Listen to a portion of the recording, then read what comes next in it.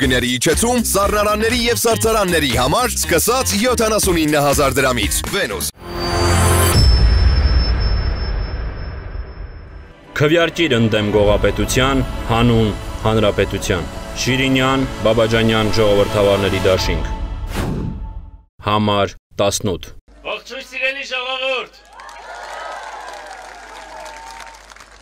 Բարի երեկո սիրելի կապան։ Այնպես է ստացվել,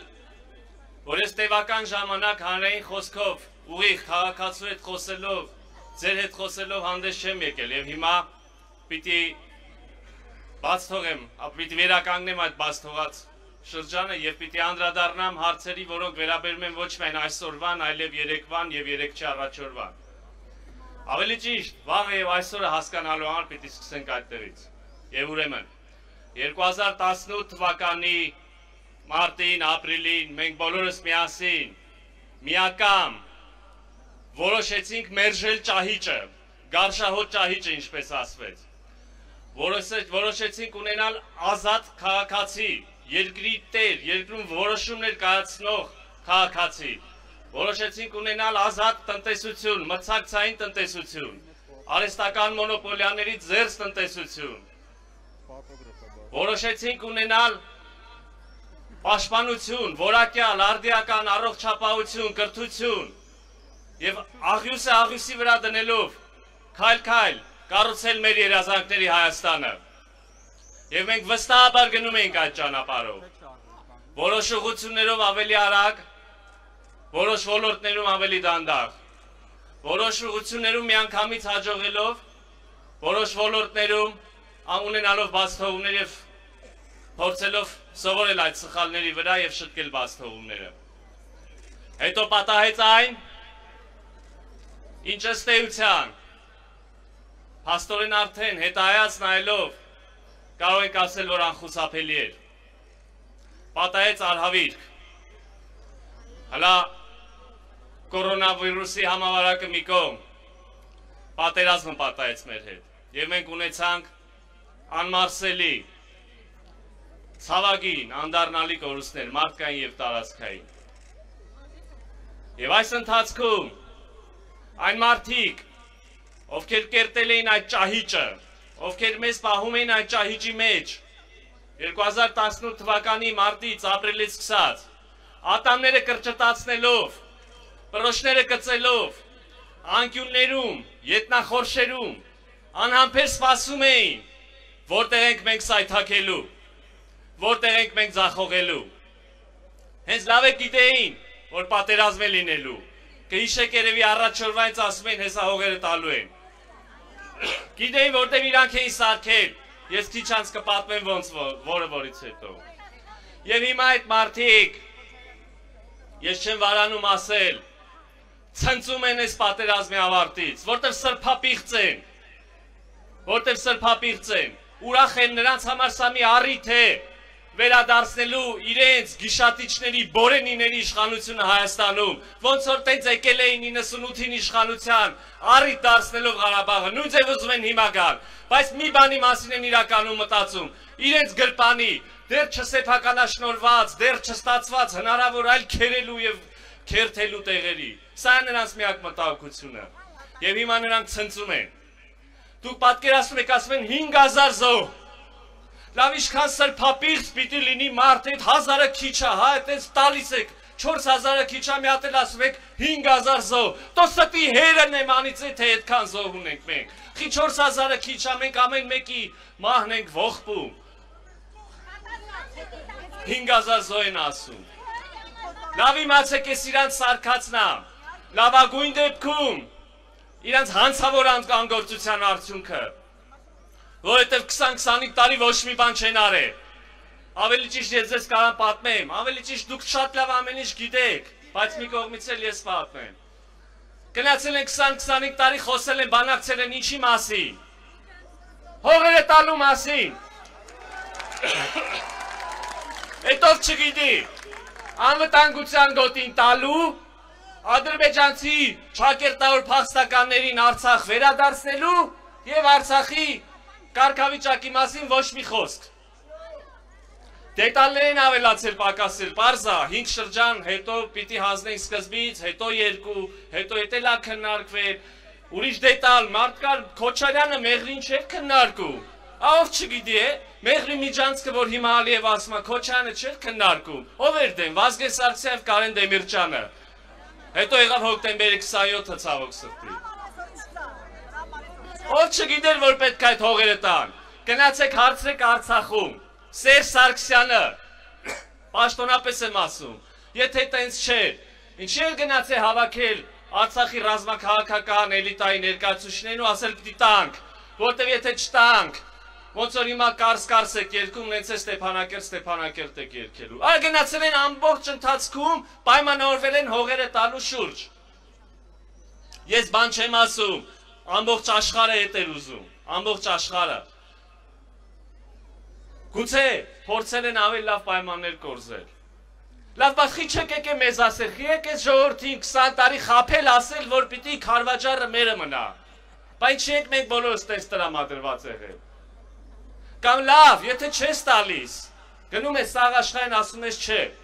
վերցրել են չենք տալի, մերն է պատմականորեն։ Ուրեմն պիտի գաստում բանակդ կառուցես, բանակդ զինես, որտեվ գիտես, որ վաղը մյուս օրը չէ, այն մյուս օրը հարձակվելու են։ Բա ինչ են արել բանակի համար։ Հենաթվեր են հրապարակում, հետ էլ հո մենք չենք, միջազգային կազմակերպություններն են հրապարակում, համեմատում են, թե մենք 2 տարվա ընթացքում ինչքան ենք արել իրանք տասնամյակների ընթացքում ինչքան։ Ուրեմն ժողովուրդ ջան, լավ իմացեք, իրականում մենք 3 տարի ենք իշխանության, բայց մենք մի տարի ենք ունեցել, մի տարի 2019-ը, որտև 18-ի ապրիլից եկանք իշխանության, մինչև գործիքակազմը յուրացվում է, 18-ի վերջում եղան ընտրությունները, նոր ունեցանք, 18-ի դեկտեմբերի 9-ին եղան ընտրությունները, նոր ձևավորվեց խորհրդարանական մեծամասնություն, նոր կարող ենք ռեֆորմներ անել օրենսդրական փոփոխություններ, և 19-ին արդեն կարող եք վերցնել, թերթել չեմ ուզում ձանձրացնել, ամեն ինչ կա համացանցում, կարող տեսնել ինչպիսի արդյունքներ էին, և ահա 2020 չարաբաստիկ իրադարձություններով, չարաբաստիկ, և հիմա մենք ունենք ընտրություն, լավ ինչ անենք, փագենք դռներ այս երկրի գնանք, լավ ազգովի մեռնենք, լավ տենց ոնց կլինի, վերջ ջարդվենք, թե վերջը մեջքները շշտկենք, թե նորից ուժ գտնենք մեր մեջ, վերածնվելու, ապրելու, արարելու և կառուցելու մեր երազանքների Հայաստանը։ Ես վստահ եմ, որ ընտրությունը ակնհայտ է, և մեր ժողովուրդը իր իմաստությամբ ամեն ինչ շատ լավ հասկանում է, ամեն ինչ շատ լավ գիտի և անելու է միակ ճիշտ ընտրությունը, մենք բոլորս իրար հետ մեր երկիրը, մեր ժողովուրդը պիտի ապրենք, այլ տարբերակ չկա, և ուրեմն ապագա կա, ապագա կա, ապագա կա,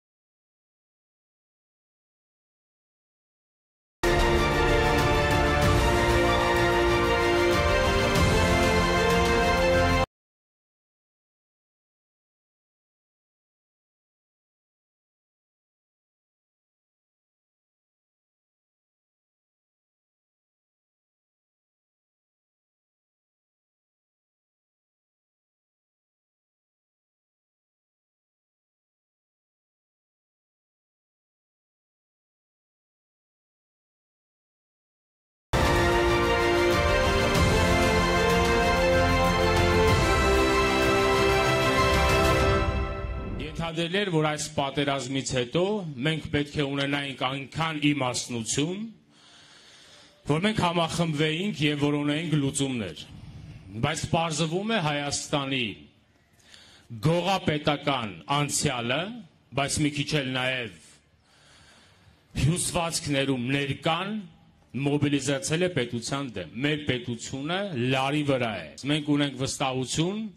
որ պատնեշը, ինչպես հիմա կանգնած է, ձեր առջև որպես բարեկամ, այդ պատնեշը կանգնելու է խորհրդարանում որպես գողապետության արգելք եւ պետության թռիչքը կազմակերպող քաղաքական ուժ։ Հիմա Հայաստանի իշխանությունը բնական որ ասել այդքան ուժեղ չի։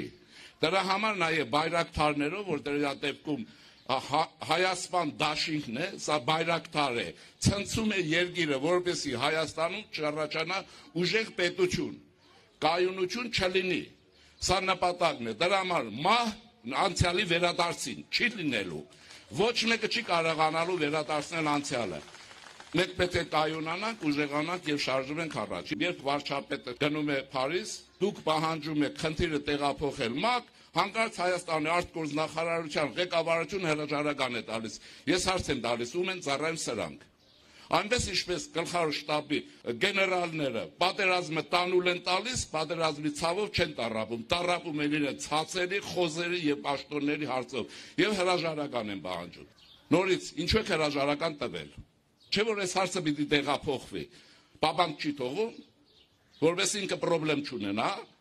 բայց մենք խնդիրների մեջ ենք։ Նայեք նրանց եկամուտների հայտարարագրին։ Ասացեք ինձ խնդրեմ, հարգելիներս, դուք գիտեք որևէ մտավորականի, որևէ բժշկի, որևէ մանկավարժի, որևէ գիտնականի, որը դոլարային միլիոնատեր է դարձել իրենց կերտած ուժեղ Հայաստանում։ Բոլորն են խոսում ռազմարտունաբերության մասին, բայց նայում ես բոլորի ծրագրերը եւ տեսնում ես, որ տեղյակ չեն, որ չգիտեն, որ այդ արդյունաբերությունը, ռազմարտունաբերությունը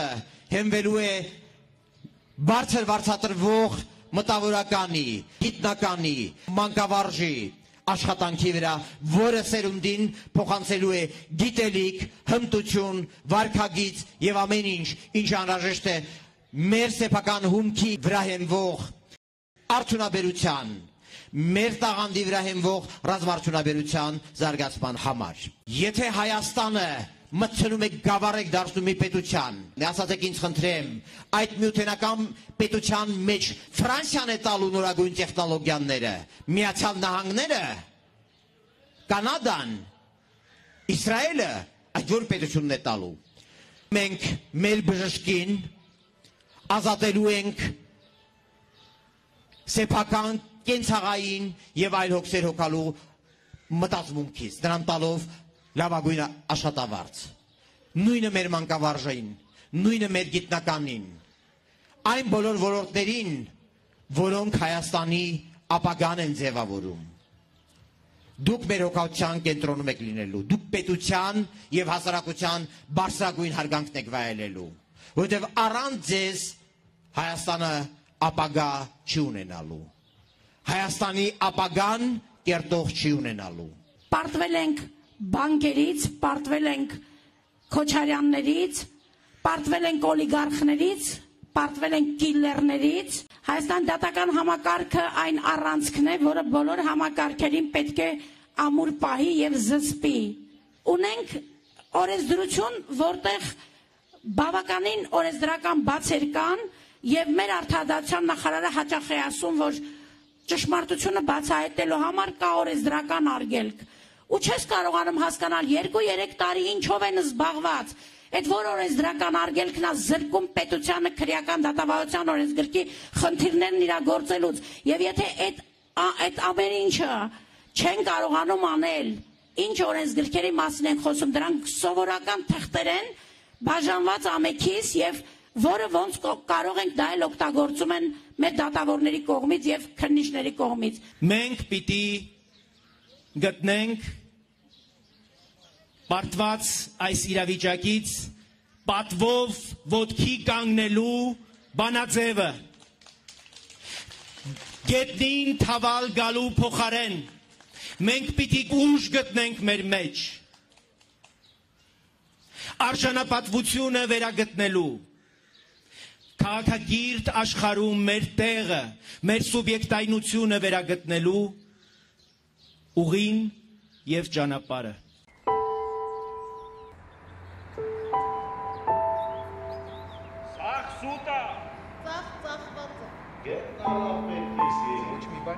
Ոչ մի բան չի փրկի։ Սա վերջն է։ Անիմաստ է սա։ Ախնել է դպրկի։ Սա ուղղողը չի։ Այս երկիր չի դառնա։